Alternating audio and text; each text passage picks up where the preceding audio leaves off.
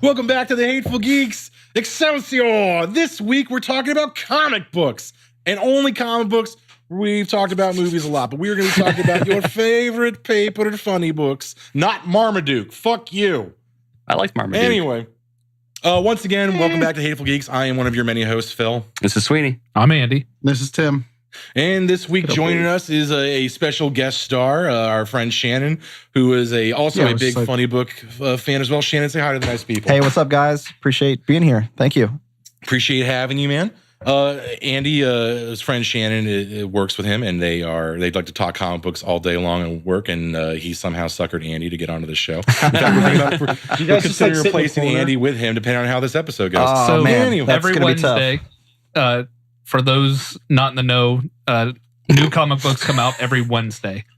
And every Wednesday at noon, our local comic book shop, World's Greatest, opens up. And Shannon and I, no matter what's going on at work, we'll just leave. And we go to get our comics. Yeah, hopefully my boss isn't listening to this. Fucking nerds. I was going to say, like, is your boss going to listen to this and be like, well, that's what you guys do? Oh, that's why I can't get hold of you at noon on fucking Wednesday. My boss knows. I'm like, I'm going to go get Funny Books and Subway. So I'll be right back. I thought you guys were jerking each other off in the car. We do that too. That's hot. That's after they get the funny books. Yeah. Did you guys skip on the way to the World's Greatest Comics? Hold hands. That's lovely. It's like animated birds in the background. Like, how long have we known each other, Andy? 20? 15 years. 15? 20 years? I don't know. 16. 16 I've years? now been at Chase for 16 years. We're old people. We are. Oldies, but goodies. So what's your favorite? You like Family Circus? You know what? Peanuts. I know we're not talking about those kind of comics, but Family fucking Circus sucks. It's got to be the worst Sunday comic of all time. I hate it. Do you remember the version where they had like the little dotted line when Billy would run around town and shit? Yes. So when I was a kid, I used to draw like fucked up like trap obstacles in the way of his like line, like a bear trap or like an ant or like a monster, like shit that would like kill Billy as he runs around town and with no way to go. Is ridiculous. Nice. And then when you see the therapist every Thursday. Wait a minute. It's a safe place. Did I poke too hard? No, but my therapist doesn't talk about that shit anymore either. That's dark. It's fucked up. So yeah, this week, obviously we're all big like comic book movie fans, but I mean, it all stems from something. We all love comic books in general. And we feel like this week we wanted to pay some homage to what started it all and like what's going big right now on pen and paper. And just kind of like dig in on some big stories that like kind of made us who we are and where the future lies. So, Andy, I know that you especially are a big collector. You actually have a pretty respectable hard copy comic book collection. You're a very big artist guy, though, isn't that right? I am. So my whole thing started when I remember 10 years old, around 4th grade. My uncle passed away, and he lived in Florida. So my mom was like, we're moving to Florida. I'm going to go down there, help your aunt out. We're going to move down there. So moving down to Florida, I had no friends. My 4th grade class was 9 people. I went to a private school. So the entire class was just 9 of us, that including me. A lot. So 8 other people. So I remember that's called homeschooling. Exactly. So I sat at home and I was bored as shit. And so my mom came home one day and she was like, hey, I ran to the drugstore. Here you go. And she slapped down a big giant stack of like those where DC would just do a shit ton of different bundled books in one. It was like $5 and you could get like 10 books. Did you have like a bone disease that made it so like your bones were really brittle? This sounds like the origin of Mr. Glass. Did you end up blowing up a train and burning down a hotel room? We lived in Florida for 1 year. We moved down there and it was just like, this sucks. And we booked it right back to Ohio. Florida, great place to visit. Sorry to those of you that live there. I know we were making fun of you for being old, but you sounded especially old. And we were like, my class was 9 people. 9 people. It was a one-room class. With a dirt floor. I had to write with a quill. She beat you with a ruler. But so you said you didn't have friends. When did you actually get some? How long have we been friends? I don't know. I said, when are you going to get some? I was gonna say, so what's changed? Nothing. Nothing at all. But that was the first book that I picked up and read was a Batman book, and to this day, Do you remember what it was? Like who the art was? Or no, it's not a significant storyline. It's something you could probably pick up in a dollar bin today. I still have it. That's a terrible love affair. It is. It was just, but I don't know how Batman it began, was but it? I love him. Was it Jack Kirby Batman? Was it blue and like yellow Batman? It was Neil Adams. It was Neil Adams. I'm pretty sure it was a Neil Adams. And to this day, Neil Adams is still my favorite Batman artist, just because we were talking before we started recording. Comic books to most people is nostalgia. What do you remember as a kid and everything? And Neil Adams was my Batman. Well, I remember Family Circus. Y'all just shit on that. Mine was Calvin and Hobbes. I love Calvin. I was a Calvin and Calvin Hobbes. and Hobbes is Yeah, great. Absolutely. It's still good to this day. But so I started with Batman, and I did I like the stories. Now we'll all agree there is a shit ton of really bad comic book writing out there. The 90s. The 90s. Which unfortunately is when I got into comic books. Because when I grew up, I was little. I kind of got exposed to Batman in some levels, but it wasn't until like '89 Batman, like Batmania. Keaton and Nicholson. That was some Batmania, Prince, all the good shit that made Batman good. Yeah, that's when I was like hooked in this universe. And yes, I'll admit, as a gigantic Superman fan, I got my start with Batman, but then I got educated and I became like a big like Superman fan and like branched out. Got educated and went to the dark side. I think the first time I ever bought comic books was with my allowance at the comic book shop that was near my middle school. And I bought I think that's when Zero Hour was starting to come out.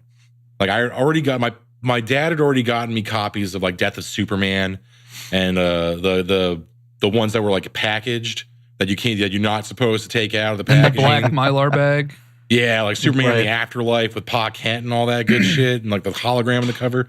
Like that, I got that stuff. But then I started getting like weekly pulls of like Zero Hour with like mullet Superman, Parallax Hal Jordan, and I'm still a fan. Like, I read this shit, and somehow I'm still into comic books. I don't know yes, how. the writing then was pretty bad, but I'm a visual, like I like good art, and I think a part of it is I wish I can't draw for jack shit. Like I can't even draw a straight stick figure. So the fact like I was seeing What about like gay stick figure? I was thinking the same thing. I might be able to draw those. But I love the artist. So we were just talking, there's an artist from the early Silver Age, Carmine Infantino, fellow Italian, who did The Flash and then Batman. And a lot of his work was amazing, especially in that day, because there is also some art from then that is That's not terrible? so great. Yeah. That has not aged well. Yes. What about you, Shannon? How'd you get into funny books? For me, it was my grandpa. So when I was little, my mom and dad and we lived with my grandpa in this tiny house near Gahanna. And every morning, I remember summers really fondly because in the morning he would drink coffee and we would go to 7-Eleven.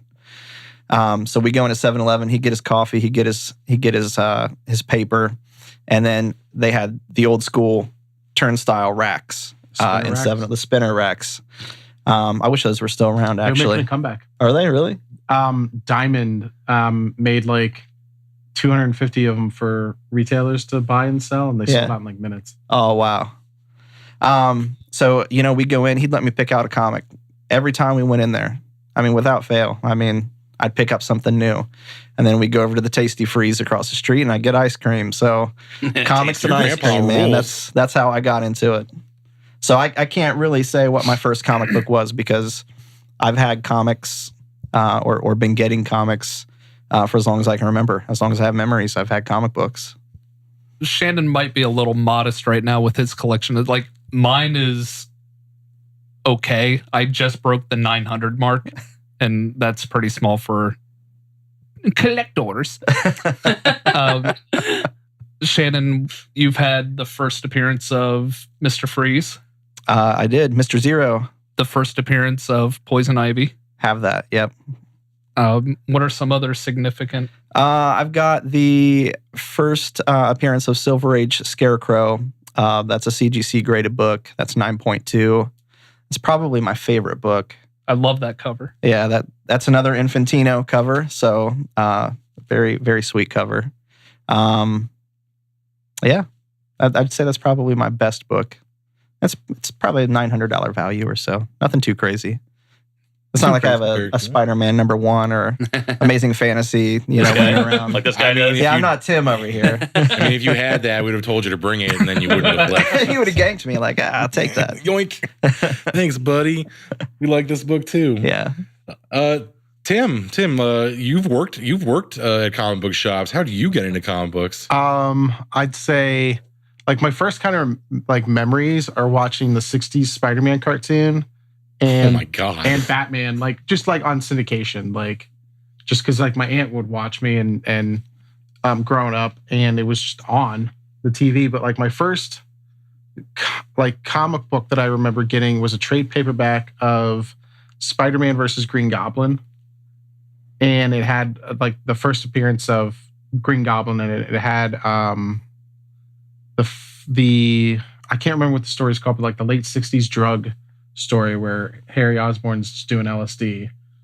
And then it had Death of Gwen Stacy in it. And that's what I remember. That's the first thing I remember reading was Spider-Man and then Gwen Stacy. Drug use. Well, drugs and death. More the Gwen Stacy dying. Drugs and dropping blondes off bridges. Right. Homeland Security, take him out. And then I would sporadically as a kid go to the convenience store that my grandmother worked at, and she would, she had her discount, and I'd get, single issues that way. And then I trailed off, and I remember being really, really into Batman No Man's Land in 99 or 2000. I can't remember what year that came out in, but I remember that's when I started religiously going to the comic book store like every... No Man's Land was... I know I said I don't like 90s books, but No Man's Land was amazing. It's great, yeah. And if no one's familiar with what No Man's Land is, it was a story where an earthquake hits Gotham, and the United States of America decides to cut Gotham off from the rest of the country. It's like Escape from New York. Yeah, it's Escape from New York, but it's Gotham. And it's an entire year-long storyline in all the Batman books where they're working to gain control back in Gotham and rebuild it, essentially. Greg Rucka did a novelization of that is spectacular. Yeah. I'll let you borrow it. It's such a good book. I think I have the hardcover of it. And then I never really looked back. Like I went and, I got as a kid, I'd get the big stuff like Death of Superman and Nightfall. Nightfall was big, yeah. And Heroes Reborn was a big thing for me. Because I had cousins who were I grew up, with four cousins, and the oldest one was 4 years older than me. So he'd read Captain America #1, and then I'd read it right behind him and stuff like that. And then I took another break for a while, and it wasn't until Avengers Disassembled that I went back in, never looked back, got a job at Comic Town. I'll plug that a little bit. I'll plug that so Ryan doesn't give away my employee discount that he still gives me. I hurt you. And I never really looked back. And I worked at Comic Town for 8.5 years. So, did you ever go through a period that you didn't collect, or you didn't read, or you didn't buy? For certain stories, or for certain titles, I did. Like Spider-Man, when I was getting back into it was Sins Past, where they did the story where Norman Osborn and Gwen Stacy had kids together. And I remember being told of that story, and I was just like, let me know when that's done. I'll pass on that.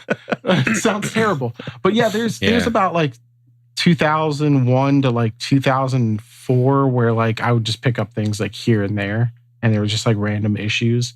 The 9/11 Spider-Man, Amazing Spider-Man 36, where I was like, I need that. I passed on that, and I regret it. So I got out right around the late night. So when Image had their boom, and I fell right into it. I was like, I'm getting Spawn #1, I'm getting Youngblood #1, I'm getting Wildcats #1, I'm getting all this stuff.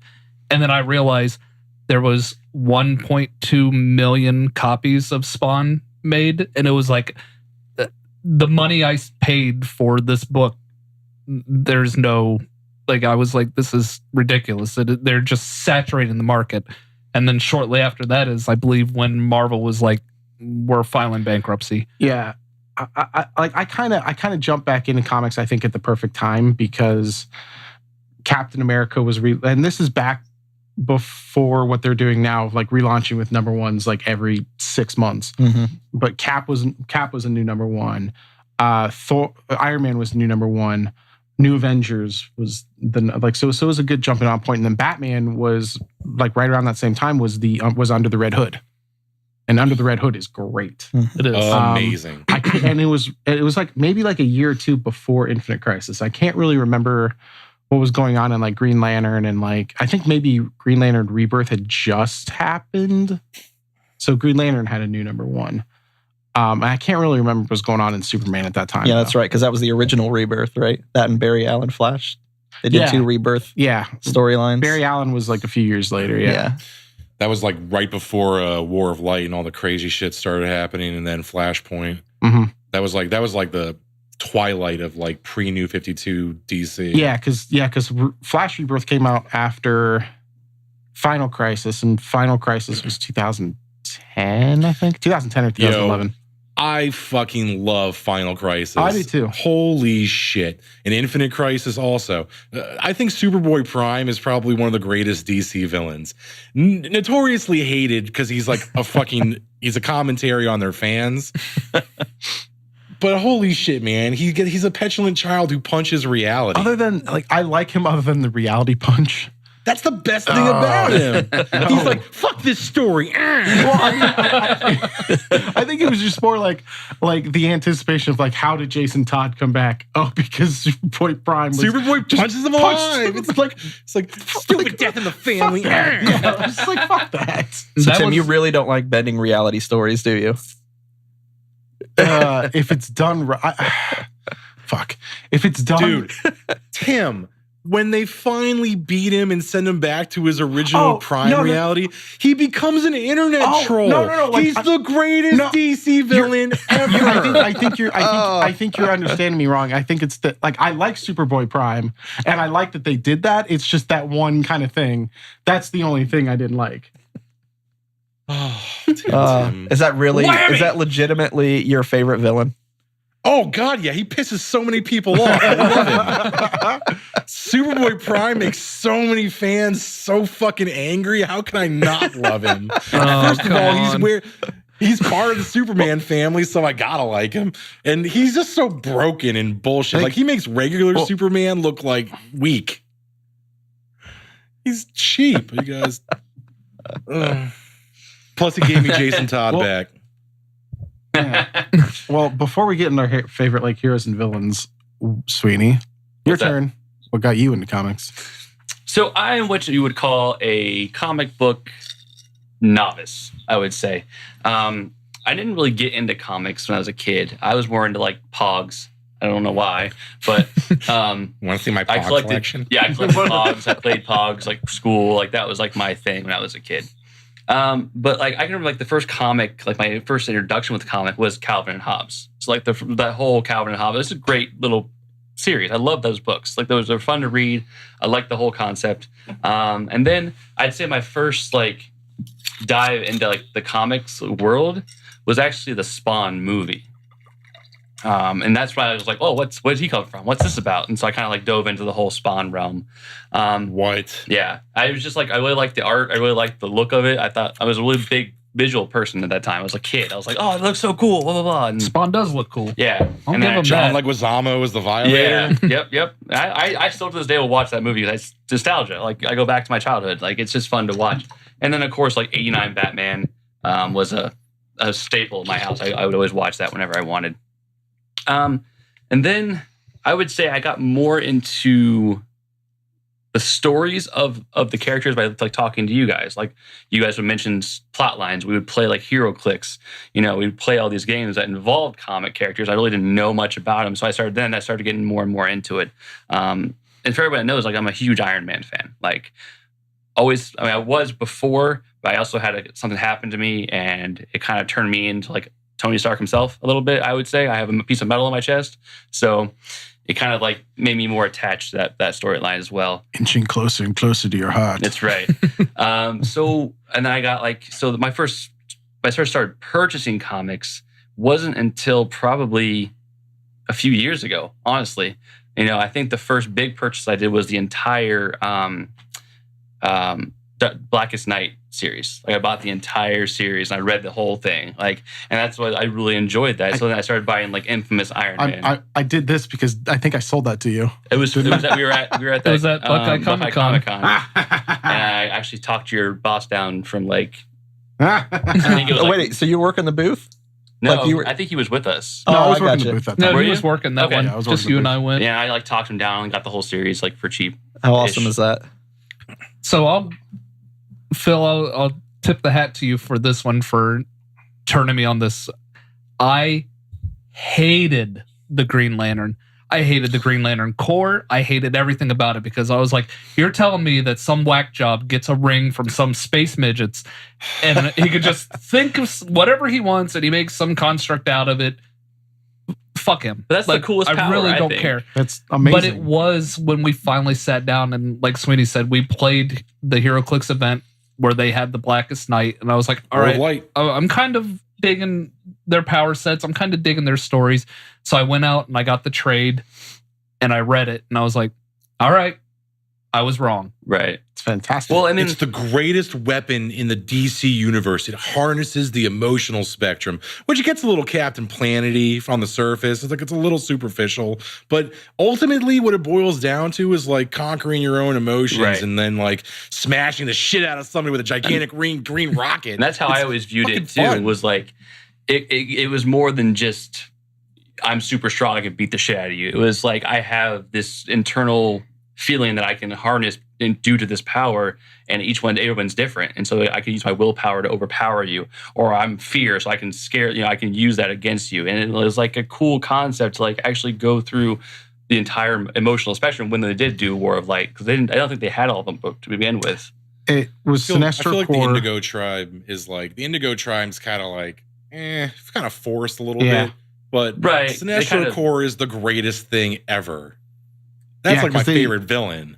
Right. Yeah, because they did Sinestro Corps, and then they did Rage of the Red Lanterns, Agent Orange, and then I can't remember the storyline. They introduced the blue. Oh, that's right. Because the orange was LaFreeze, where he came in, right? Yeah, no, because that was Agent Orange. That was Agent Orange. No, what I'm saying, I can't remember the story they did that introduced the Blue Lantern. Okay. The blue and I just told you it was a Sinestro Corps war. They are taking Sinestro back to Oa to stand trial. I'm freezing? Yeah, you were. You're good, okay? You're good. You're good. Fine now. All right. It's Sinestro Corps war. They caught Sinestro. The Green Lanterns catch Sinestro. They're taking him back to Oa to stand trial for his crimes against the universe. The Sinestro Corps is introduced. They try to intercept Sinestro mid-transport. They kill a bunch of Green Lanterns, and as shit's looking dim, the Blue Lanterns show up for the first time ever, and they enhance the powers of the Green Lanterns, and they scare off the Sinestro Corps. And then, of course, Sinestro Corps shows up with Superboy Prime and the fucking Anti-Monitor. the Anti-Monitor and Kyle Rayner's Parallax. Yep. And That's such a good story. I need to go back and read that. When the Guardians allow the Green Lanterns to use lethal force is the first step towards Blackest Night. Yeah. Nerds. Nerd. So yeah, that was why I first started reading. And then I got into other Iron Man series. So I mean, my pride and joy is I own Demon in a Bottle. I have actually I love that storyline from Tony Stark's days. I started getting into Infamous Iron Man, which I love Dr. Doom. So I thought it was a really cool concept to be, give Doc Doom like essentially the Iron Man suit and just pretty much have a magical Iron Man. Like, I like this. That's because Bendis knows how to write. Right. And And then beyond that, I just started getting into. I love Alex Ross art, so I started buying a lot of Alex Ross covers just because I was like, I loved his art. I would always He's buy. amazing. I'd buy like this one back here, the Marvel Legacy. I got this. I don't know if you really can't see it, but that was one of the alternate covers that he did. We've never really discussed it, but go find Marvels. Marvels? Yeah, it's the first big work he did in like the mid 90s. I want to say like 94, 95. And it's like Silver Age Marvel. Nice. From like one guy's perspective, and it's fucking great. Like I'm sorry. No, you're fine. I was say that's what I rely on you guys for is like these recommendations. That's how I've like got any books I've ever read. Has been like Phil saying, "Hey, you should read this series," or Andy like, "Oh, look at this." That's me. Like I'm not big. Like I'm not gonna go by myself and find series, but I'm always like, "Oh, cool." The one of my and this goes back to Spider-Man and Gwen Stacy being like one of the first stories that I ever read. Issue 4, the cover of issue 4 is Spider-Man, like half of Spider-Man's mask, but in the eye hole is Green Goblin and Gwen Stacy. That's such a sweet cover. It's an amazing cover. Yeah. Nice. It's like one of my favorite. I think I've seen it, Alex Ross actually. art. Yeah. Yeah. That's awesome. It's like the first. See, this is one of the things I like the most about Sweeney, though. Like, even though he didn't grow up with this shit, he's open-minded enough, and he also proves that it doesn't matter what age you are. Like, if you want to get into comic books, no, you can get into comic books. Yep. If there's comic book characters today are like modern, like Hercules or Odysseus, like the tales of like ancient Greek gods that people would sit around a fire and smash rocks together and like tell each other fucking stories about why the sun exists and shit like that. Right. Like these are like greater than reality personas that teach us like more morality stories or what would you do with this type of power? Like, with great power comes great responsibility. These are stories of amazing, powerful, godlike characters that teach us who we really want to be as a society, and they speak to everybody regardless of where you come from. That, and it's also like if you like to read, obviously if you're reading novels, you come up with images yourself, right?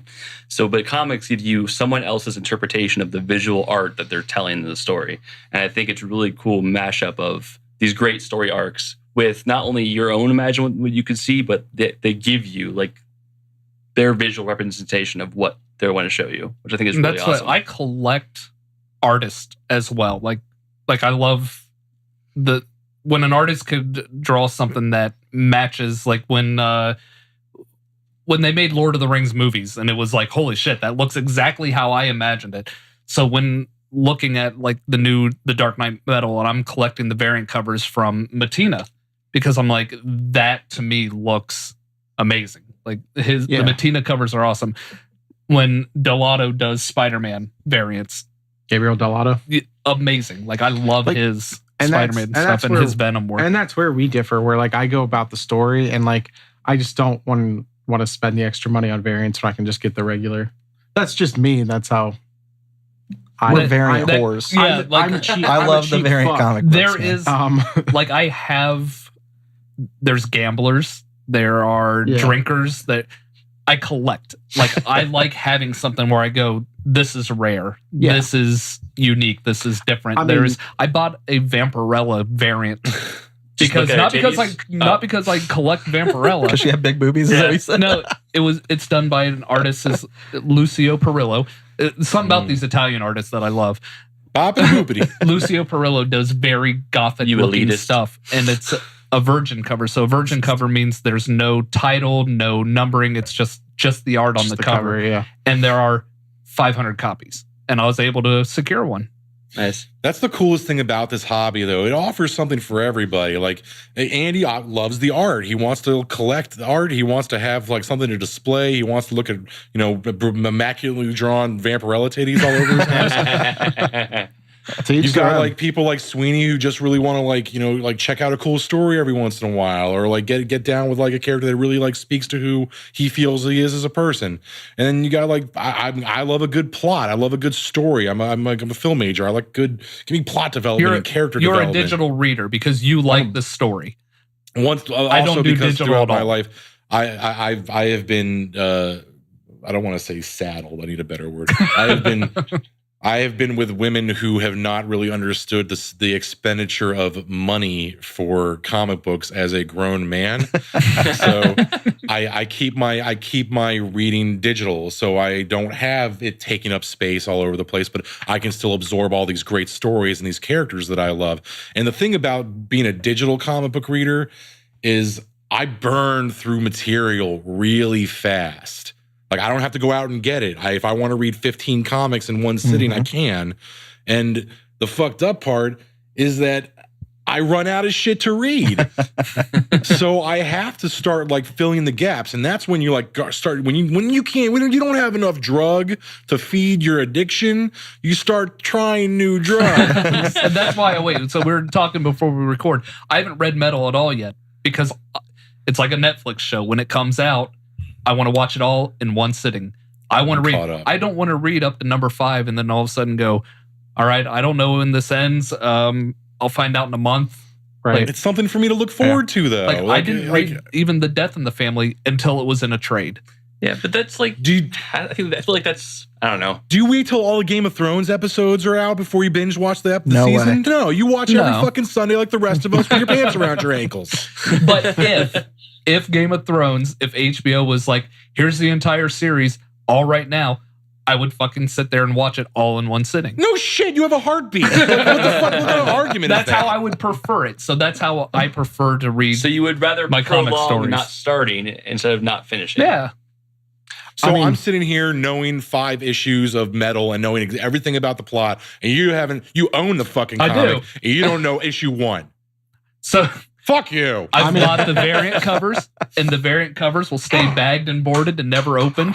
And I've bought the newsstand editions, and those are the ones that I'll crack open and read when I have all 6 of them. I mean, I understand it. I am a collector. I understand it to a point because, like, I mean, I buy DC and Marvel in single issues. Like, I don't really buy trades unless it's like a story that comes out in trade that I haven't like read for a while or it's been out of print for a while. But Image, I buy everything Image in trade. Except Walking Dead, because I can't really wait wait 6 months for Walking Dead. Just read the first 100 and throw it away. Yeah. Yeah. True. Now I lost my train of thought. Okay, but like Saga and like Kill or Be Killed, like I read those in trade. Shannon, are you a fan of trades? Yeah, I like them, but I like the hardcover ones because you know how you guys like to display stuff. I like to display hardcovers. I think they just look sweet. There's a question in the back. I have a question. Yeah. What's a trade? Oh shit! Wow. What a trade paperback is once a story's been completed, or for Image, every 6 issues, they'll put them in a book, and it's called a trade paperback. So I have a Deadpool like that has like it's a hardback, and it has like several like issues inside that. What a trade is? Yes, that's a trade. So I have some of I those. read Blackest Night in a trade before I went, and so I was like, "Oh, the hero clicks are cool. I wonder if the story was actually cool." Yeah. Well, I don't want to sit there and buy each individual comic if I'm not going to like it. So I read the trade first. Then I went out and bought each individual, including the free comic book day. They get me from always. So you have a fucking problem. similar to Phil, I think digital is the way to go if you're a reader. I love reading digitally. The Andy in me, I have to own it. I have to collect it. I have to buy it. I have to bag and board it. Did you say the Andy? The Andy in me, yeah. How often does that happen? Oh, Every a lot. Wednesday at noon. Every Wednesday at noon.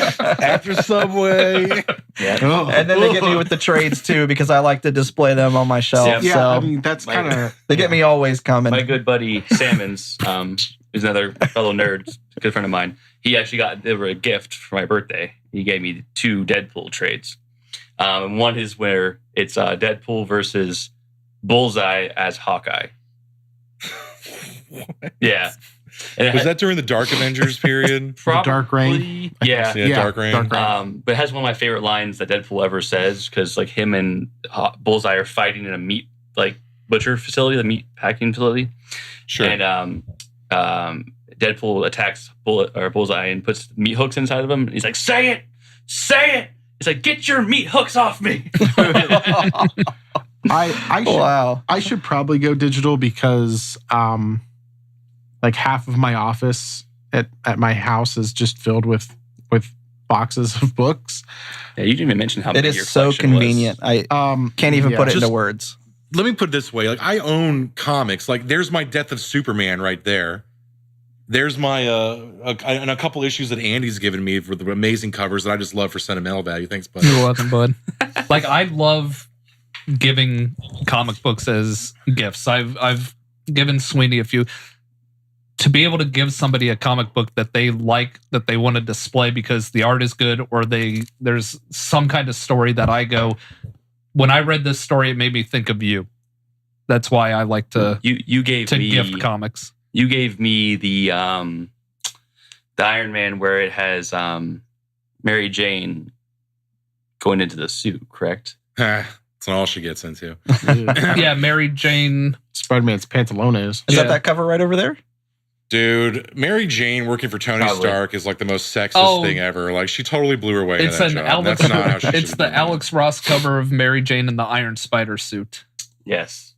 That's one of my favorite Alex Ross covers. That by is the way. a great one. Like, my favorite comic book cover of all time isn't even like a big issue. It's not even like, I think it was during like Hush, and it's a Batman comic, shockingly. But yeah. That's a classic cover for sure. Yeah, Jim Lee. But it's like Jim Lee Superman is- choking out the bat. And that's done by Jim Lee. And Jim Lee is Yes, it is. amazing. Jim Lee and Jeff Loeb. Jeff Loeb. And then Mr. Williams did the inking. Tracer! Your mother's a Trace tracer. a chalk line around your fucking body. Well, I mean, we kind of touched on it a little bit, but so like, what are you guys into? Like, so I'm curious, like the stories now that are like, you all like, I have to read this every week. Or for Andy, what do you buy every week? I think Phil wants to go first because he's super excited about it. Yeah, so we've been talking DC and Marvel a lot. Phil? Oh, okay. So I have been reading this comic for like 10 years, and it finally came to an end. It's a Kirkman comic. The man who did Walking Dead. Wait, and it's called Invincible. Before you go on, no, don't spoil the ending for me. I will not spoil the That's ending all I for ask. you. I will not talk about plot. I'm 3 or 4 trades behind. I'm really That's interested issue. to hear this because I don't read or collect anything outside of No. the big two. Yeah. So Go, Phil. Sorry. So this is an Image comic, and it's called Invincible, and it's done by Kirkman, and it's his take on like capes and spandex. Like, you're like it's a big superhero, but it's like incredibly adult themed and like ultra violent and fathers and sons and legacies, and it's like he's kind of making fun of Superman at the same time. Yeah. To me, it was like it's like a mix. It starts off as a mix between like Superman and Spider-Man because like it has the personal life and the crisis of being like a high school kid with superpowers like Spider-Man, but he has Superman powers and his dad's like a Superman type character. And it's like normal, like dad's like, I'm Omni-Man and I'm like the greatest hero on earth. And he knows what he is like growing up. Like, someday my powers will kick in. There's in like the first or second issue, like when his powers kick in, he's like, "Oh, I got powers today," and his dad's just like, "Oh, I wonder when that was going to happen." And they just continue like to it's eat dinner. puberty or what? Yeah, like they just continue to eat dinner. he's like in mid high school. I mean, he's well past puberty, but the whole concept is basically like him coming to terms with like his own superhero identity. And then, shit starts getting like more fucked up, like with his dad's past and where they come from and the politics of the planet. And it's 144 issues, and then it's done. And then issue 144 just came out last week. And it's a fucking tearjerker, man.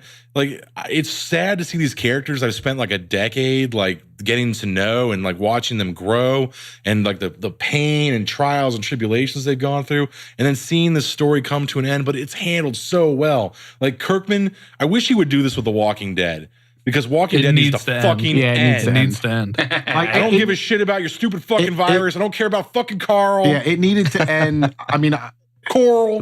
after last week's episode, I'm not watching The Walking Dead anymore. It should have ended at the farm. It should have ended. The book should have ended at the end of Negan. Yeah. And Negan would have been so issue 100 is like a big. I mean, everyone. Okay, look, if you are behind on the Walking Dead comic and the show at this point, you don't care that I'm about to spoil No, this. not at all. So fuck you. Right.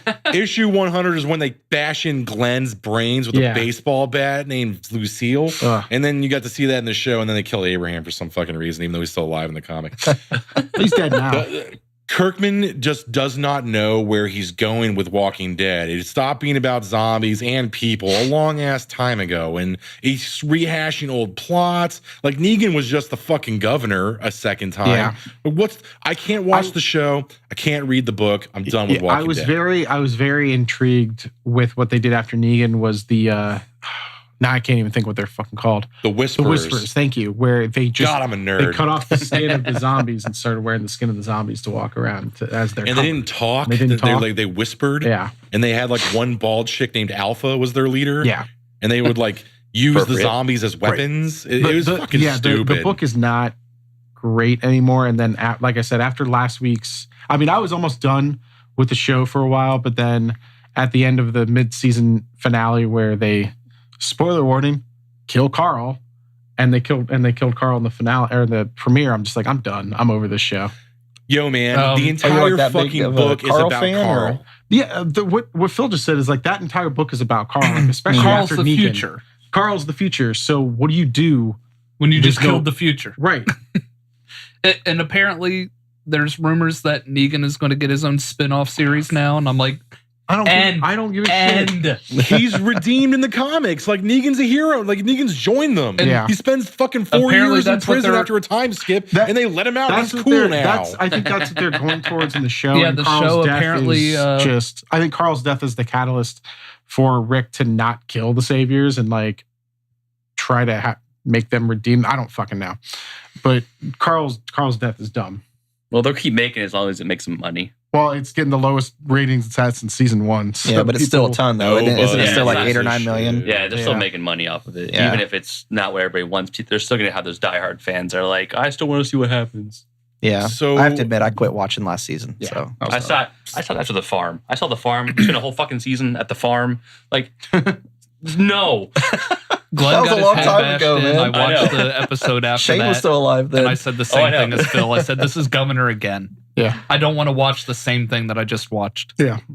And the book gets even worse. So I mean, if you're done with the show, then just stay away from the comic. At the end of the like Tim was saying, when the Negan arc is done and they beat the Saviors, just don't even go through the time skip.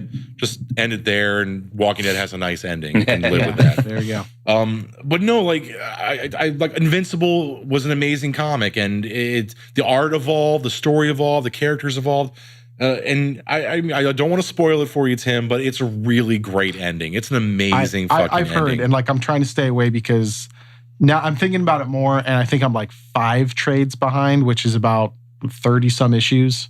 So I think I'm like around or just got past 100. So how many issues are there? 144. 144, right. and that was the last issue that just came out. One thing that I really like about the trade paperbacks is that I think almost everyone except one of them, where it's like a war that goes on, they just call it the war, that war. If you look at the trade titles, it's all a sitcom. They're all sitcom titles. So they had All in the Family, Friends, Family Ties. They're all sitcom titles, which I thought was That's a cool mashup. That's Phil, neat. will you do me a favor? No. Will you go onto Reddit and find the wrestling subreddit and post all the spoilers about Invincible?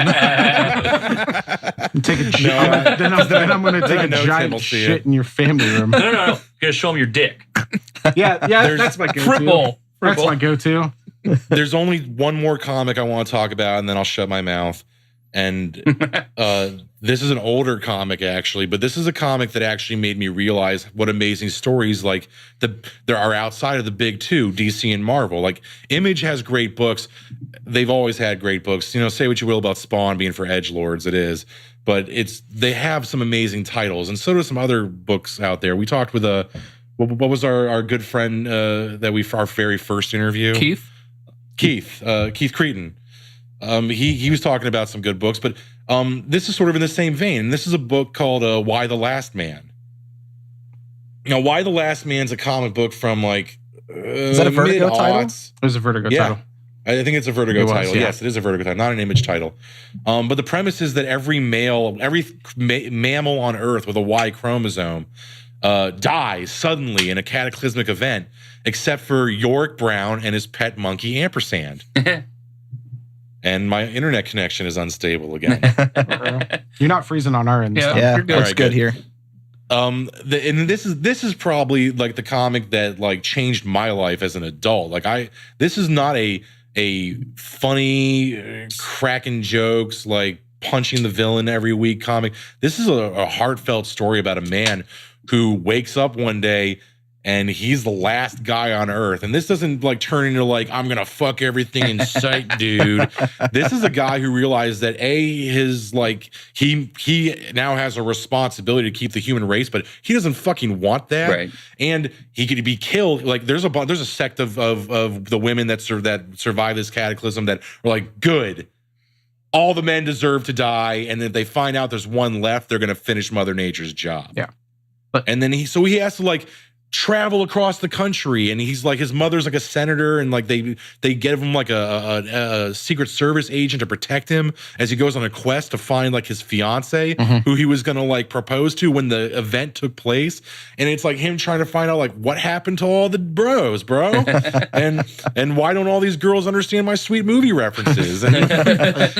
And like he goes through like parts of Ohio, and this is an amazing comic, and it had a beginning, a middle, and an end. It's not an ongoing title, so some of my favorite books are done. Like they actually have ended. When Why Last Man's brought up, I always think of this happening at work is, you know, when I'd go to lunch, I'd grab stuff off the wall and sit down and read and eat.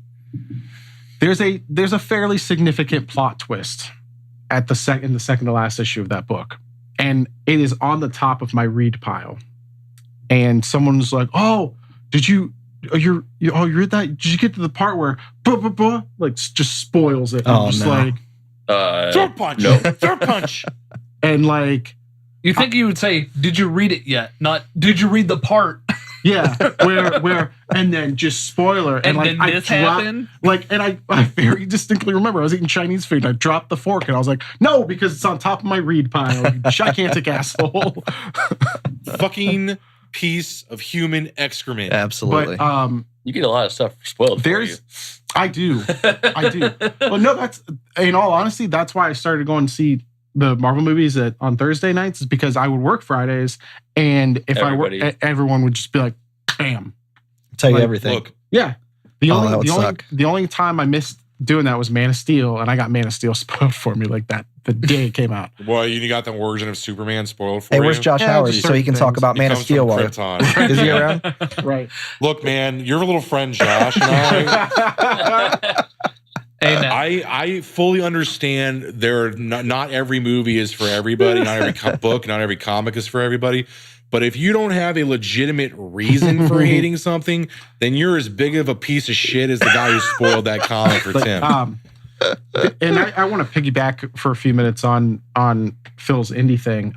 There was like a renaissance in indie books, like in like 2011, 2012, where a bunch of people who were very unsatisfied with Marvel, I think it was kind of specifically Marvel, they went to Image and they made their own creator-owned titles there, where like Jonathan Hickman, for instance, said that he was getting more money off of his creator-owned stuff than he ever got from Secret Wars. Wow. Yeah, which is pretty significant. So like Image is one where it's like pick a genre and there's a great title in said genre. Like there's Velvet, which is Spy. It's Ed Brubaker. Brubaker is top 5 for me. He's got Kill Be Killed, which is like crime noir. Yep. East of West, which is you want Western with like a little bit of Holy sci-fi. fuck. Yeah. I love that Yeah, comic. East of West. Wait, Cowboys and Aliens? Oh, No, more like, post-apocalyptic. yeah. It's think Mad Max meets Blade Runner. Yeah. Nice.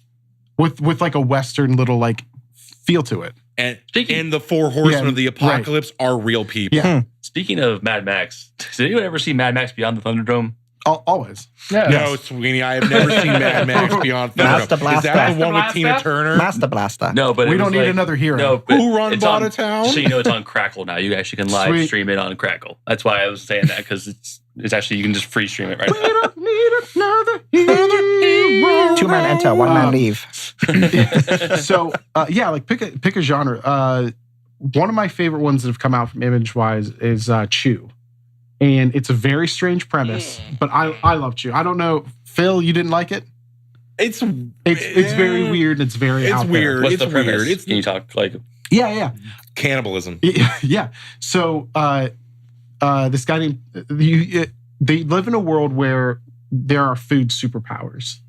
So a woman could write a food review and you get like the taste of it in your mouth. There's one person who can create weapons out of chocolate. Well, Tony Chu is an agent for the FDA, and his power is that he could take a bite out of something and know where it came from. So if he took a bite out of a burger, he could know how the cow was killed, what kind of like chemical or like drugs were put into it, and stuff like that. And the FDA is the most powerful agency after a poultry flu killed like 1 million people. And You're not selling this to me yet. Not buying this one yet, Fine, man. keep going. Because I think where you're going, what you're trying to It get. has redeeming qualities. Tim's not selling it Are you very trying to tell well. me like you can like eat people and know where they came This from? is Yes. sounding a lot like He's like the iZombie. great. No. No, fuck that book. No, but like, stop, there's a Andy. lot of comedy in Chew. That's the part about it that I like. Like, nom, nom, nom. Now I know how this person died. Exactly. Yeah. I mean, he'd be like the greatest detective ever, and also the grossest. Right. Yeah. But I thought we already established that was Detective Chimp. Didn't we talk about that earlier? there's a Lucha Libre rooster in it named Secret Agent Pollo. Yes. Perfect. Like, I'll give you the first volume of Chew to read. All right. 'cause I'll it's read good. it. I'll read it. Like, He'll look at the cover and be like pretty, and then put it Right. away. Oh, nice. I'm going Is back this a and board Messina his stuff. cover? Like, man. like it's a lot of it is comedy, but I enjoy it. And I was gonna say Preacher if you guys I like don't know Preacher. A dick nose. Sorry. Oh, and Arseface. Arse Face, face. yeah. And there's another good one. Same writer of Why the Last Man actually has several books that are just amazing. He did Runaways, Ex Machina, which is Oh God, that's a good one. Is the movie based on that? No. Totally Ex Machina, different? Okay. Yeah, it's totally different. This guy gets the power to talk to machines. So he could tell a computer to turn off. He could tell the cash register to open, do whatever. He becomes a superhero and saves one of the towers on 9/11.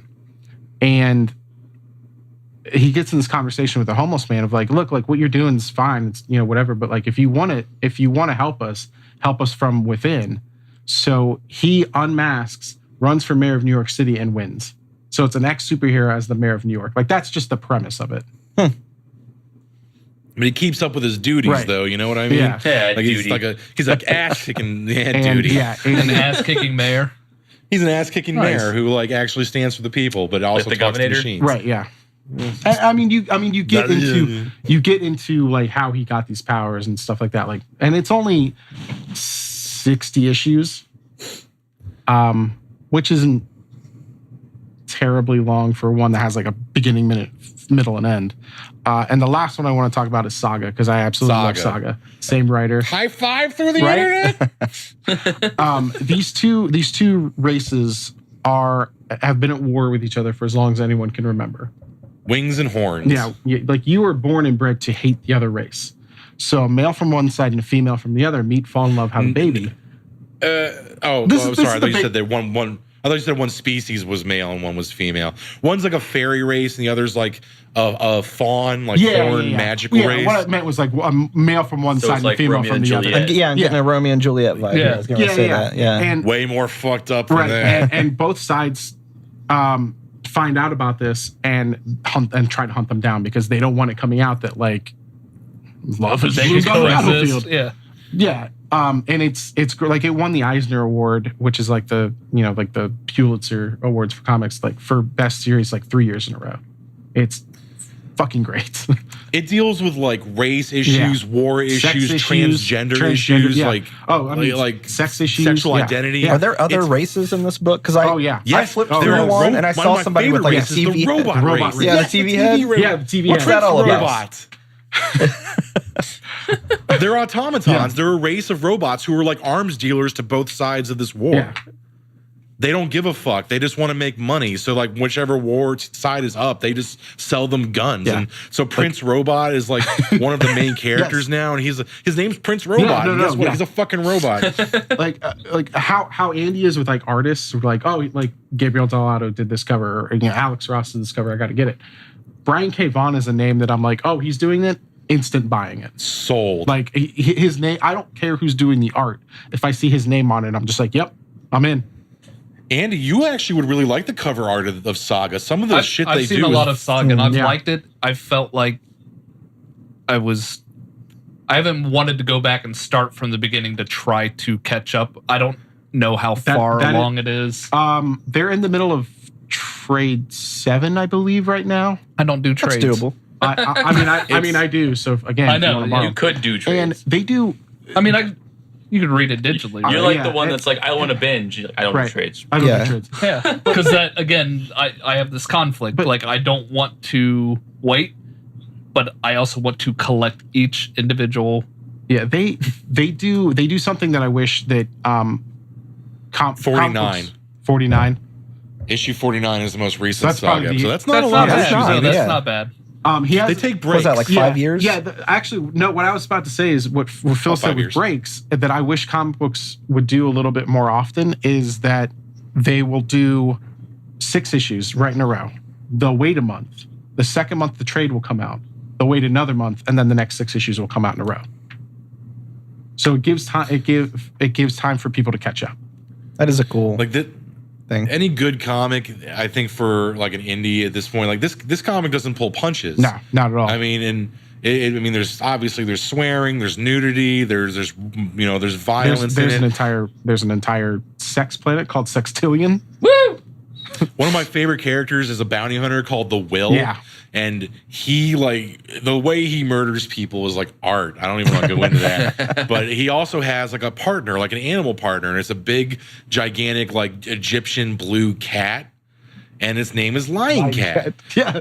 And Lion Cat is his like bounty hunting partner. And whenever anyone lies around Lion Cat goes, lying. Yeah. And that's all he says. And they're doing Even when he fucking lies, They go real he simple calls with the him names out in on this it. book, it sounds like. they're doing a Funko of Lion Cat here pretty soon, and I'm going to buy He's it. already out. There's a golden It's out. version of him too. There's Paul. I'm Prince getting Robot. one. And Yes. is there a princess, like a female robot one? No, Too? Prince Robot. I don't want to spoil it, but Prince Robot has. There are other robots. Obviously, it's a whole race of them, but he's kind of the primary. There's the main mom and dad, like the main characters, whose names I always fucking escape.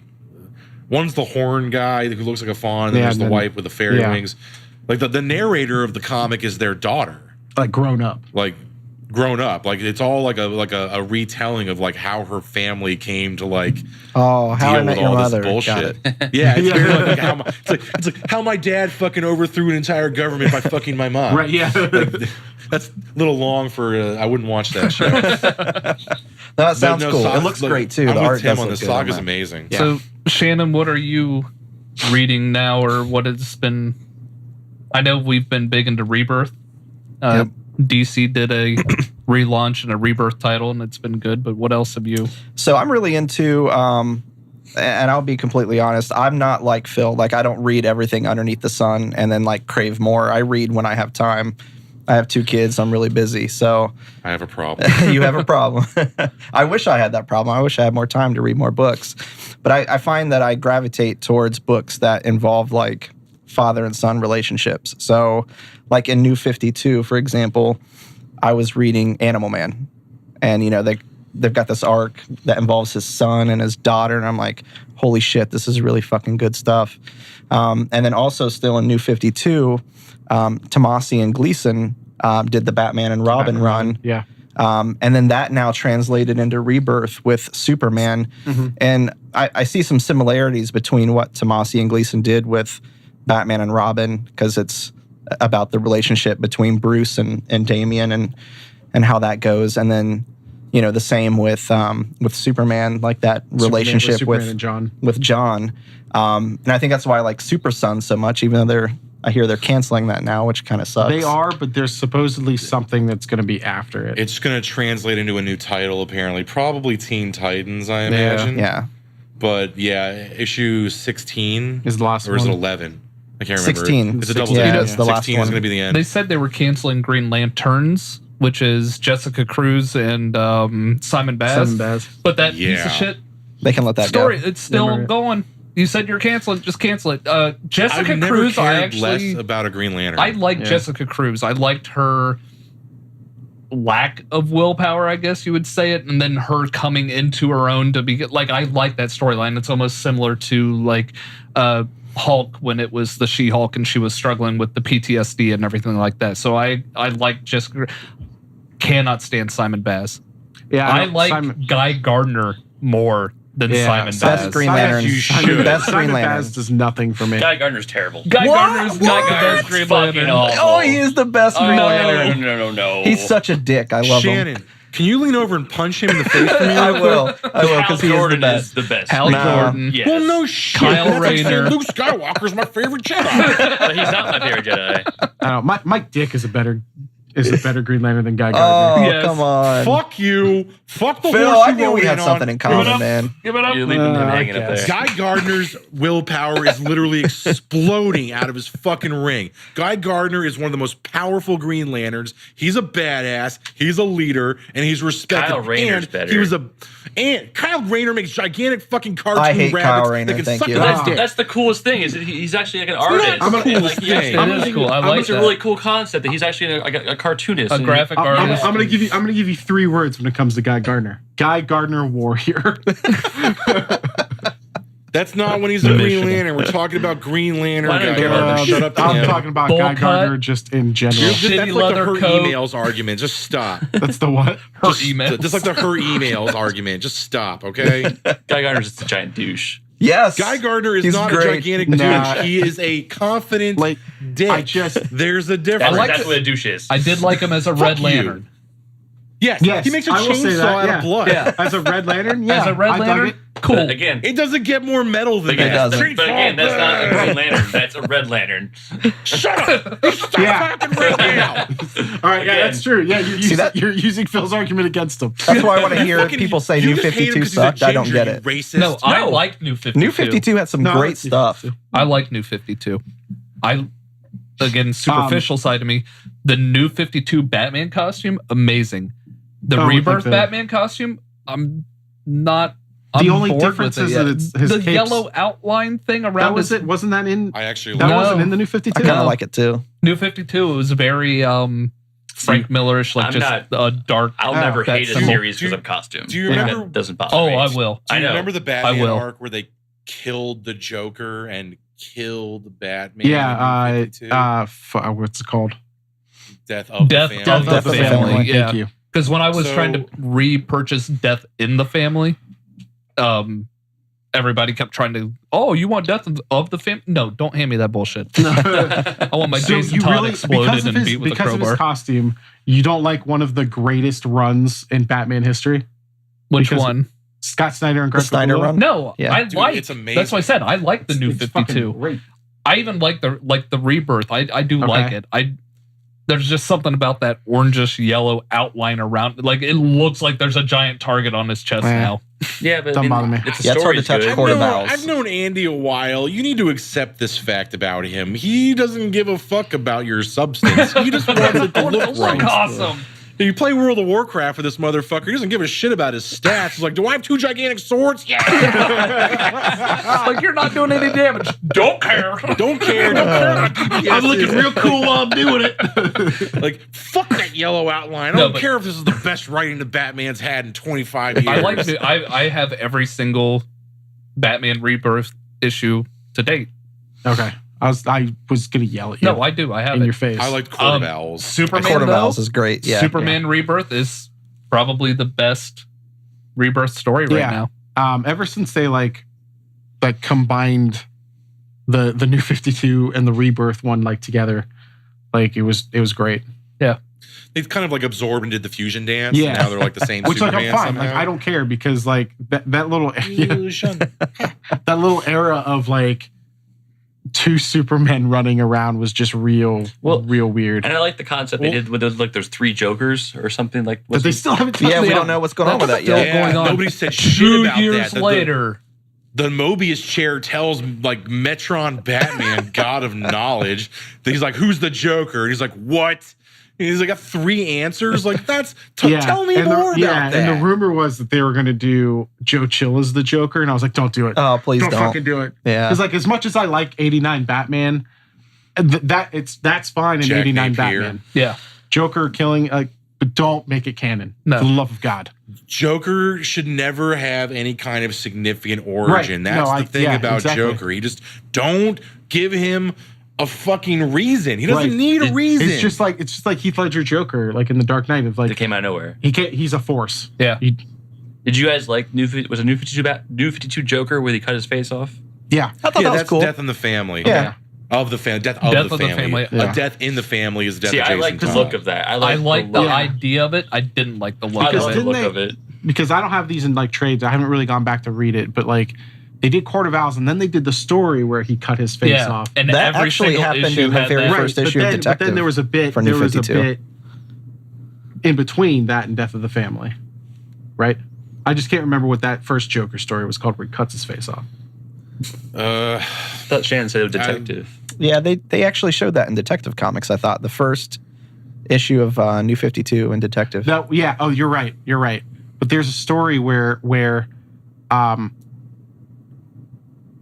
he goes and breaks in and gets his face and like staples it or whatever, and then I think maybe Death of the Family, and then it's Oh, it was Endgame. wasn't it? Endgame. That's okay. Endgame is where they died. That's what I'm thinking of. Yes. Yeah. And Andy, did you read Endgame? Because like it seems like Batman's dead, but he just has amnesia and he's become like happy special ed Bruce Wayne, like going And that's when working at like and then we had he's working at like fucking homeless shelters Yeah. and like I have a beard now and I don't know that I was Batman. And Life How many is so times has full of Batman joy died and hope. now? I'm curious. And like, then they're Twice. like, what the fuck happened? he was- and then the Joker shows up alive. Well, he was too, dead in somehow? Blackest Night. Yeah. Well, yeah, Before dead. that. The Omega beams shot him back in time. Dude, you're talking about pre-New I 52. know. You got to ignore that plot, man. All that shit. The only thing they kept from pre-New 52 when that Flashpoint rebooted the universe was the Flash's background. Some things about the Batman, but that wasn't one of it. And War of Light. I'm gonna spoil something slightly for you. I don't care. Spoil away. That Batman Omega Beam, that's in canon. Oh, is it? It's in canon in metal. So yeah, that's how- Darkseid sends him back in time with the Omega beams is considered canon. That's how. Awesome. That's how Barbatos, the main villain in metal, finds Batman. That's what I loved Barbados. about Yeah, whatever. during the Blackest Night is when they resurrect zombie Batman just for the sole purpose of Shattering. fuck with with everyone's everyone? emotions just Yeah. right there. Like, there's your hero. There's your leader. There's your guy. A fucking corpse. You're what? What was that? You're what? He was the leader. Batman's the Fuck fucking you. He's leader. 0-2 in the Justice League, bitch. 0-2. It's the goddamn leader. Well, I think When he teleports into the Watchtower, it says 0-2 Batman. You know who's 0-1? Superman. the only thing I don't like about New 52 is they made Nightwing. You know what's lame? Neither an of them emo- were originals. So They made Nightwing. They made Nightwing emo red cry curtain Nightwing. that's done with when they did Rebirth. I know they brought it back to Thank God. blue. I was like, thank God. And he went to Bloodhaven. So He was let's- in Bloodhaven. I like where you're going with this. What do we hate? What do we hate about the comic books right They now? always reboot everything. Right now, yeah. Let's talk about Marvel. Okay. And on this, Who? I What's- love Marvel. I Okay. started with Batman. Batman as a child was like, he's fucking awesome. When I got towards middle school, high school age, it was all about Spider-Man. And then it was all about Venom. But come on, Marvel. It's because you were too old for Batman. Marvel's making some dumb fucking decisions. Are you aware that they're bringing back the Hulk? Bruce Banner No, Hulk. that's one of He's- their smart decisions.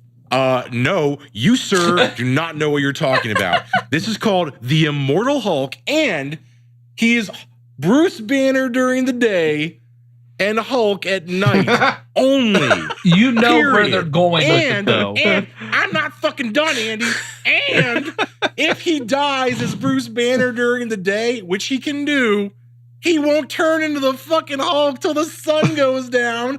And then he comes back to life. It's the dumbest. It's a monster. They turned Hulk into a monster movie. It's fucking stupid. The whole premise of the Hulk was based on Dr. Jekyll and Mr. Hyde. I mean, the whole that's done. Now he's Solomon But Grundy. you know where they're going. You know, you see. I don't give a shit where they're just going. paved this They're out. going to the toilet. Banner is coming back. Fuck Amadeus Cho. Don't Totally care. horny I don't care Hulk. about totally horny Hulk. I'm talking about the fact of the matter that you have taken one of the greatest fucking Marvel villains and turned him into a fucking DC comic ripoff. The Hulk's a villain, bitch. World War Hulk, he fucked shit up. The Hulk's always been kind of a hero, but when the chips are down, the Hulk's gonna fuck good shit up. He's like an anti-hero. Okay. What Marvel does wrong is major event, everything. Major event, legacy numbering. Oh, wait, back to number ones. So, Another number one. So here's where it's an issue, and like where I talk, like I'm gonna get like maybe like in the business side of things a little bit, is that the renumbering, like they want that number boost. All it matters anymore is just 1 month. When they've announced stuff like fresh start, whatever the fuck this is called, fresh take, whatever. When they announce stuff like that, people don't care anymore because they're just going to wait for that number one. So on the comic shop side of things, people stop buying the books because they're like, well, I'll wait till that new renumbering. But when that new renumbering happens every 8 months, you're going to lose a lot of readers. And why at this point right now, if you look at Diamond, who all the comic book stores order from this company, Diamond, DC actually outsells Marvel right now by a pretty significant margin. But then Marvel has the bigger dollar share because Marvel sells their books at a higher cost. Like most of their books are $3.99. Most of DC's books are $2.99. And they have a lot more titles too, right? They have a lot more titles too. So like DC numbers wise is actually outselling Marvel and has been since Rebirth. Yeah. They tell better stories. Their characters are better. But I'm sorry. It annoys me because people just tend to not care anymore. Once like, it's coming with a new story, new number one in 3 months anyway. I'm not even taking off my poll. I'll come back with number one. The biggest one was when DC announced the new 52. We were selling close to maybe a little over 100, and I know this is 7 or 8 years ago, but we were close to selling over 100 copies of Batman. When they announced the new 52, the month before the new 52 came out, we were selling 45. That is a huge drop off in 2 months. Now I know like new 52 and fresh take are like slightly different, but they're still hitting that point where people just don't care anymore because it's getting relaunched every year. People just don't care. Yeah. That whole thing of like, well, I'll buy the new number one because that's going to be worth money, or not worth money, but like, I have that to start. It doesn't matter anymore. People just don't care because there's going to be a new number one in 6 months anyway. Tim's got a point. Numbers matter at this point. Like people care about like whether or not they're getting into the end of a game or they're getting into the beginning of the game. That matters to some people. Dollars. But you got to understand, Marvel's quality is donkey shit compared to DC. Let me paint a fucking picture for you, and you can tell me whether or not I'm okay. We'll play two truths and a lie, and you can tell me if I'm lying. Currently, in the Marvel universe, Frank Castle is going to die. When he dies under a pile of rubble caused by Thanos breaking shit, he will be resurrected by Mephisto to become the new Ghost Rider. The cosmic Ghost Rider. Shut the fuck up, I'm not done yet. Then he will go to space to attempt to kill Thanos as the Ghost Rider. Fails and will get control over Mjolnir because somehow he's fucking worthy. And then he will beat up the Silver Surfer and then become the Herald of Galactus. So now he's fucking Ghost Rider. He's Frank Castle. He's also Thor, and now he's the Silver Surfer. Then he makes up with Thanos, who makes him a member of the Black Order. So now you know what Frank Castle is? A fucking dickhead. That's who he is. I'm sick of this constant amalgamation. Like Marvel thinks if they keep combining shit, they're gonna come out with something good. No, it's like it's too many cooks spoiling the fucking brew. I'm like the opposite, because like I don't have any like attachment to any of those things. So I'm like, sure, let's see what happens. Why not? See, I don't mind that stuff because a lot of times, to me, a lot of this screams what if Elseworlds. Like, this is not. It's not fucking what if. It's if. I know. It is but if. it's not happening. going to last. You know it's not. So in this time frame, it's like they'll reboot in 6 months. Yeah, exactly. See, I also like Punisher, Captain America. Like I thought it was a fun little Captain Punisher. Yeah, I thought it was a little. I thought it was. I fun. like Captain Hydra better. Yeah, but it was a fun little thing. You know what I mean? So I like those little like and here's another thing that I'm going to shit on Marvel for too is that when you have these events every year and sometimes twice a year. Yeah. They become watered down to a point where no one gives a shit anymore. Like, even if the premise is cool, like, I'll admit, I thought the premise of Secret Empire was pretty good. Come up with a good story rather than like, oh, Cap is in a alternate dimension? Whatever the fuck that was. Now there's two Caps running around, one good, one evil. He's living in the cube with a little girl version of the cube. But it becomes watered down to a point where people just don't care anymore. Like, Marvel needs to do two things. One, if you're gonna make an event, do it every couple years, because DC has done since the New 52 in 2011. DC has done 2 crossovers, 3. What's the third? I don't fucking know. I just want to We had the button. I don't count that as a crossover. You know, I think it was a small one, but yeah. When it's between 2 characters, I don't count that as a crossover. They did Dark Side War. I don't count that as a crossover because it was just in Justice League. Okay. I'm talking like Forever Evil. Oh, they did Forever. That was a big one. Forever Evil was a big one. I think Dark Side War counts. Okay. I'm sorry. No. It counts. It's fine. Sure. So 2. They also did Suicide Squad versus Justice League, because who gives a fuck about that? Nobody. That happened though. That's like Superman saying fuck all of you. I don't really count Dark Side War, so I'm gonna count 3. Justice League, Suicide Squad, because that was its own miniseries. Forever Evil, and I would count Metal at this point. I would count Metal as one. Yeah, that's Metal's amazing. Pretty accurate. And since 2011, Marvel has done 9.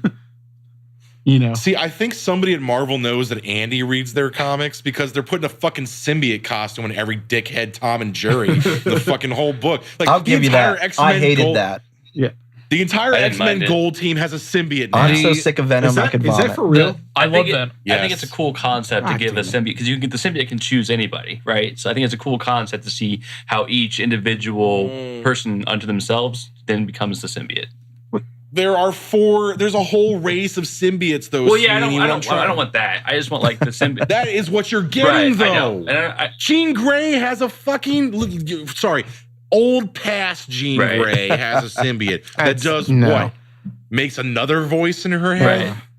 Cyclops' symbiote lets him shoot his optic blast out of every pore of his skin. See, I like that's just Havoc. Again, the variant covers that they did a while back called Venomized. So it was like just what would they look like with one? Cool. You're talking about art exactly, cover. But we're talking about plot. I know I have this Poison X storyline. There's nothing wrong with doing, because Marvel does that. They do monthly variant themes. Like they just did the Black Panther month because Black Panther came out. I have no problem doing Venomized covers. There's no reason at all that a symbiote should be in an X-Men comic. I'm sorry. Fucking Eddie Brock, Venom, is on a space adventure with the X-Men from the past, who are now in the present, to find Cyclops' dad, and they're wearing symbiote costumes, because who the fuck cares? Because edgelords. Because people like you buy this shit, Andy. The other thing that Marvel needs to do, and I think we've discussed this on the podcast before, is they just need to do a hard reboot like the New 52. At this point, like if you want to gain readers and keep them and sustain those numbers, do a hard reboot. They've never done a hard reboot. Don't people hate hard reboots? No. I if hear a they're lot of done people right, bitch about them. Like if they're done right, like New 52, when Justice League came out, we bought like 1,500 copies, and we're like, we're not selling 1,500 copies. Like the only reason we did that is because DC made them fully returnable, which means we stripped. I hate doing this. Strip the covers, mail them to DC. You get your number. You get your money back. Barbarism. It is, but that's how I get my money back. That's how. That's how I can take. That's how I could take chances on stuff, and be like, okay, like 1,500 copies of Justice League. I'm not going to sell them, but if they're going to give me my money back, I'm going to do it. I sold 1,500 copies of Justice League in one day. That's for a comic book store. That is fucking unreal. And That's pretty That's huge. such a smart reboot. That's Flash fucking with the time Right. stream and and trying they to could set do it that right. too. Like Marvel has Doctor Strange. They literally could do the exact same The thing. best time to do it would have been at the end of Secret Wars. Yeah. That was the. They did reboot after Secret Wars. They did. Yeah, they did. That was a hard reboot. That's a. Yeah. It was an amalgamized reality reboot. Right. Yeah. If you bring Miles Morales from the Right, Ultimate you're right, Universe yeah. into 616, that's But real. yeah, I mean, I get. But what I mean by hard reboot is just start everything from like how they did Justice League #1, Fantastic Four #1, and they go and they redo that. Then you do Avengers #1, you do Cap #1, you do all of them at #1.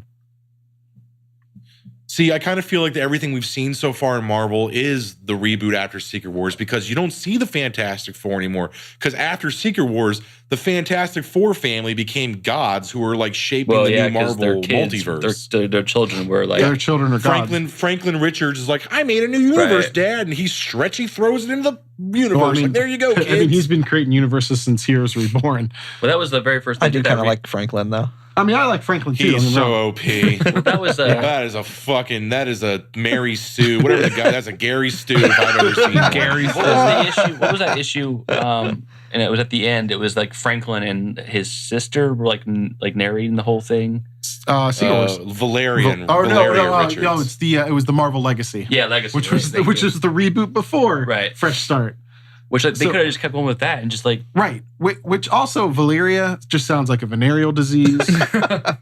I don't know why they named, like, did Dr. Doom name Yeah, her or probably. some Yep, shit? because there was a Valeria Richards from a different universe that was the daughter of Sue and Dr. Doom.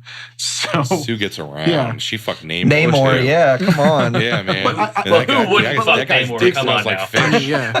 I mean, Shape I, of That guy's water dick over here. smells like a fucking cannery on Sunday. You don't want to. you know. I mean, I like so maybe it's just me as not like a true like hardcore comic book fan, but I like the different crossover like stories. Like I like the Venomized stuff. You know when Falcon becomes Cap, when War Machine becomes Cap, when all the different Caps. Like I like that stuff. Dude, every one of the Avengers has become Cap at this Right. point, I mean, like, Sweeney. I think But I like that stuff. Like, I have no issues with crossovers. It's just when you do them so When often. they're billed as major Right, events. right. For me, And you get to the end of a major event and you're like, oh my God, nothing else like that could happen. Oh, wait, no, 2 more weeks Right. away. We're going But- to do something but like- even bigger. But like for me, I don't buy every issue. You know what I mean? Like I don't buy Right, every yeah. issue. I just hear about the story, Mhm. and like for me, it's like cool. Like oh, that's a cool concept. I don't go out and buy every issue. And oh shit, I got to buy new issues because they rebooted it again. It's just for me. It's like I like the storyline. It's kind of a cool concept. So, but I also think Marvel also may have way too many storylines going on to actually hard reboot like that, because they have like you have Deadpool, who's like, how do you reboot that? Like he's all over the place. Well, it's kind of like a New You can break 52. the You don't fourth have to wall reboot anyway. everything. Some things kind of just Yeah, stay you the can same. still- Like Deadpool yeah, would you probably just stay the same. Right. And Marvel does have some really good stories. And we Infamous just Iron mentioned Man. a little bit ago who wrote those really good stories for Marvel, and it was Bendis. Brian Michael Bendis, And where's Bendis going now? DC. Because Bendis has What's he doing in DC? left Marvel. Pissed him Marvel, off. and he will be writing Superman and Superman. action. So anything super family related will be done by Bendis. So I really like the Infamous Iron Man So, series. yeah. Like the If- Infamous Iron Man, I think is a really good Mhm. series. Yeah, it is. That was a good it's concept. a good one. So why don't they do more of like that stuff? Well, Tony Stark's dead in the Marvel I'm universe fine right with now. it. Sweeney. Yeah, I'm fine with that. But that's why they did it, because the only other person in the Marvel universe who could take on the role of Iron Man is Dr. Doom. Well, they have Ironheart because too. after Secret, Yeah, Riri. Yeah, but Or after Riri. Secret Wars, like when Doctor Doom comes back and his scars are gone, he kind of like realizes like if he's not like deformed, he could be a hero. Yeah. And what better way than to take on the mantle of the guy that was his biggest technological him becoming God in Secret Wars That was awesome, was though. not fulfilling to him. So now he's trying out being a hero. Being good. Yeah. Dude, I love that. The art of Secret Wars was incredible too. Like the main Secret Wars books, like that was a good event. That was a good reboot. I think that was Assad Ribic. I think The artist. Yeah. Shannon? I wasn't reading Marvel at that time period, to be honest. Look, man, I have 3 words for you for why Marvel can suck a fat donkey boner right now. And it's called Civil War 2. Yeah. That was not a good story. Civil War 2 is awful. It was bad. When you start making sequels to your own shitty fucking events, just flipping around. When you pull a Simpsons and do the same plot with different characters, you've jumped the shark. Mm-hmm. You have Fonzied this. Yeah, it wasn't compelling in any way for me. 2 episodes in a row we've mentioned jumping the shark. Because I actually think They Marvel was literally doing a pretty good steal job the right plot before of that. Minority Report. Yeah, it's the plot of Minority Report. It's the plot of Minority Report, but Captain Marvel versus Iron Man, and Captain America's like, fuck all of you? Yeah. Yeah. Well, when you come up with this story that's not good only because there's a Civil War movie coming out. Yeah. That's all they do, man. Marvel Comics are just one big advertisement for their Marvel Cinematic Universe. They just cash grab. They're trying to like play off whatever they can to sell the books that month. They don't care about the future. They don't care about building a 10-year saga. And then they wonder why their books are tanking. And they had a shit show of a PR year last year, and they fired their editor in chief because it was so bad. Well, part of them might not even care anymore because they're doing so well in the cinematic universe. Their movies are making so much money, they don't need to care about their books anymore, which is unfortunate because that's where they got their fucking start. Absolutely. So this sort of like brings us to a head. Like we as like fans and readers need the only way as a consumer that you can better what you're consuming is to vote with your money. Right. You vote with your money. If you want to keep buying Marvel covers and keep buying shitty Marvel plots, they're not going to give you anything better. And I think what he said is like it's hitting a head where I think Marvel's finally realizing that DC's outselling us. Like our stories are not great. Like they brought for Fresh Start, they were bringing Jason Aaron back to do Avengers, which I mean he's been doing Thor for a while, but like that was the only book he wanted to do. Which is a good Marvel book, by the way. With Thor. Yeah. Oh yeah, Thor's a great. Yeah. And the art, we're talking Jane Foster. Thor. Yeah, the art on that. Thor's one of the few titles in Marvel right now where I'm like, this is great. But isn't she? Spoiler: isn't she dying? She is dying. She is. Yes. See, we were talking about things we hate. I think this is where Marvel's going wrong. Why would you kill a character and ultimately a book that is probably one of your best books? I don't see where this is going. Personally, this is going to sound nuts. Like, I like Miles Morales as Spider-Man. I like Jane Foster as Thor. I know a lot of fanboys have bitched a lot about, I want my original non-diverse characters back. I want my Bruce Banner. I want my Odin I son. like the diverse Marvel. You sound like a fucking all-right 4chan type, man. He's the old man on the porch with the shotgun. I'll give you on the Jane Foster Thor thing. Like Thor, I liked her. Thor, I did like her as dude. that, but I'm ready for like Odin's Miles son Morales. to come back. I like Miles Morales. There's nothing wrong with Jane Foster's Thor. I like the story so far, but one of the things with Fresh Start is they want their audience to see like, oh, Thor is Thor, Tony Stark is Iron Man, Steve Rogers is Captain America, because with the last few reboots they've had different people as. Dude, they're just caving to a bunch of misogynist assholes. You were right, Phil. I'm not saying you're wrong. They see their numbers going down. They're like, holy shit, you mean guys who hate women and fucking black people buy our comic books? Well, we should probably cater to them. Fuck you, Marvel. Fuck you and your non-progressive ass. You do realize Ike Perlmutter, the owner of Marvel, the CEO of Marvel, is real good friends with Donald Trump. Get out of here. And this is why I'm a fucking Indian DC fan, bro. Yeah. Just saying. When my favorite comic book features a transgender robot, fucking an elf, I'm just telling you right now, like I'm more progressive than you. Is that Saga? Is that the book you were talking about earlier? It is Saga. Right. And yes, it is a fucking competition. I don't care. I'm done with Marvel, man. This is why I don't really want to give their movies money anymore. Well, I liked Black Panther. Obviously, I liked Black Panther. I mean, I look at the movies a little bit differently because the movies are they're way better. It's like company-wise, it's a different branch. Yeah. And they're good. Marvel Studios is its own company, separate from Marvel Comics company. I'm going to pay for something if I keep enjoying it and they keep putting out good and stuff. And their movies are amazing. Like, right. They haven't hit like a shit wall at all. Like, I mean, some of them, like Ragnarok, was a little not as good, but they haven't hit that brick wall yet. They're still really good quality movies. Mm-hmm. I think they're getting better. I can sum up Marvel's current state of mind with one plot that's currently taking place in the Spider-Man universe. The Green Goblin, Norman Osborn, now has the Carnage symbiote. Which is terrifying. Mm-hmm. That is the literal definition of the mindset of the Marvel CEO owner right now. He is. You like that symbiote? You're just like, man, that's so no. I like the story. No, did you read it? I have read it. Andy, this is one where I'm at. Or you just buy it and then leave it on Norman the shelf? Osborn opens the canister, puts Carnage, like it starts to take on the symbiote, and he was like, "We're going to kill Peter Parker and take over the world." And the Carnage symbiote goes, "No, we're going to kill the world." And he was like, "No, dude, I want to rule it. I want to rule it." And the symbiote's like, "No, we're killing it." 3 panels in, and Norman already regrets having it on him. Yeah, and then in the next issue, which I actually read, he kills his 2 bodyguards and then somehow talks the Carnage symbiote into agreeing that he can do better and give, that feeling you get when you murder stuff, Carnage symbiote? Well, I can give you a better feeling by ruling it through politics.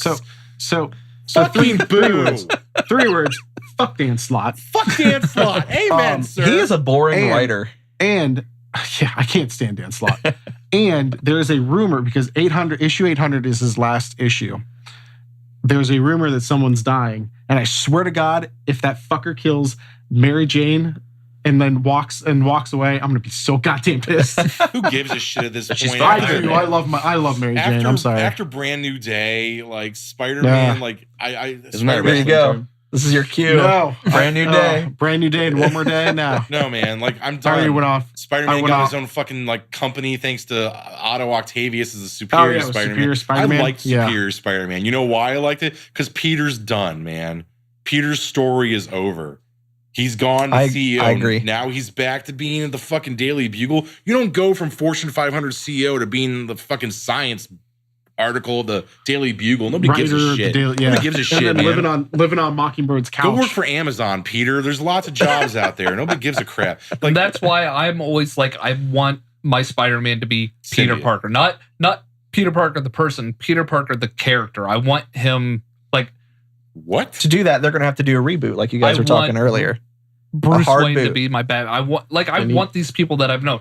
I'm cool with them expanding the character and doing, but like you said, you can't write him as like, sometimes they write themselves into corners. They write to a point that there is no coming back from, or they write themselves into a, okay, how do we top this or go back to this? Then you use Mephisto or the Infinity Gauntlet, and then you rewrite reality. Mephisto, or Franklin. You get your MacGuffin and call it a day.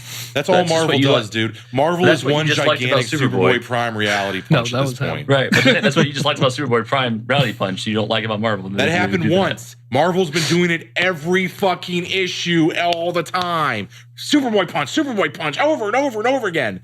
Like, I want your marriage. Fucking. Ugh. Yeah.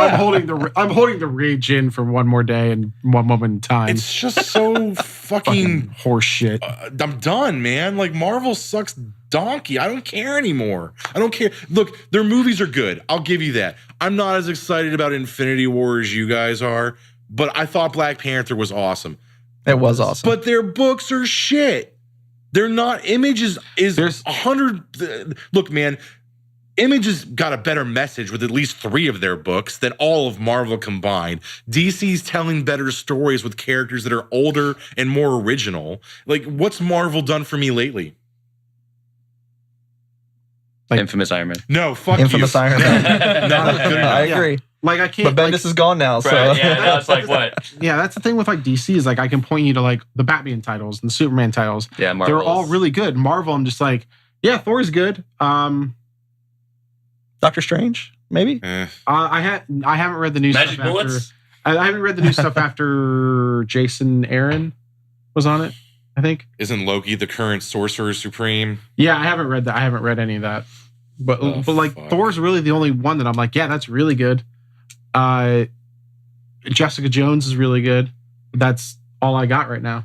Andy brought up What Ifs. They just brought the Purple Man back into Jessica Jones. Sure did.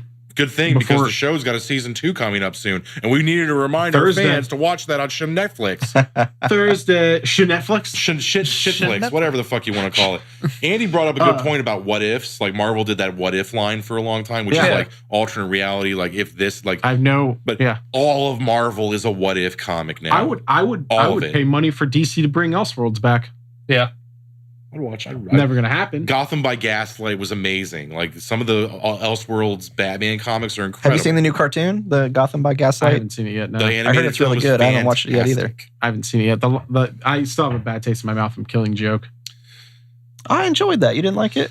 Not Batgirl and Batman. Yeah, banging. not the first 45 That was a little minutes. weird. Yeah, I like agree. the first 40 minutes of that movie. Like no thanks, but the other yes. It was like 2 movies or 2 episodes spliced Right. together is what It it was felt like. this shit never happened. Let's pretend it happened, and here's the source material. I hate Andy's gonna probably try to kill me with his mind through the internet for saying this, but I think one of the best I think one of the best DC animated movies is Batman Beyond: The Return of the Joker.